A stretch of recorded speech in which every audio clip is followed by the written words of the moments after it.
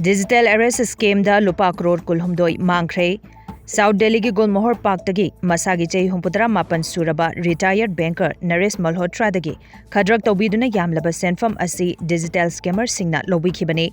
Naresh ki phone number amadi bank account sing asi terrorist singa amadi loan yadaba thabak thoram singa mari leinare haiduna Mumbai Police Enforcement Directorate amadi Central Bureau of Investigation ki miyoi sing saduna ahal asibu akiba pokhanke amadi makoi sing asiga sanariba wari asi arotpa oina thamnaba sahi tawhanke.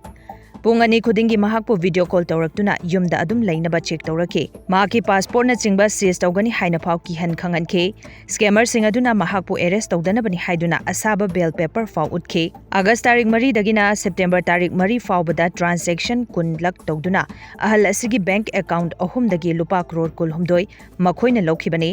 mangna investment tawriba singi details pumbasu lokhe aduga September ki tarik 10 da ahal asina police ta taglakpadagi Delhi Police ki Intelligence Fusion and Strategic Operation Unit na kudakta FIR ama chanduna case adu investigation tawkhe maduda transfer tawkhraba crore 2.ahum amadi freeze tawba ngamle amadi scam adu da chenaba miyoi sing adu kanana no haibasu khangba ngamle haiduna Joint CP Rajneesh Gupta na phongdoklakle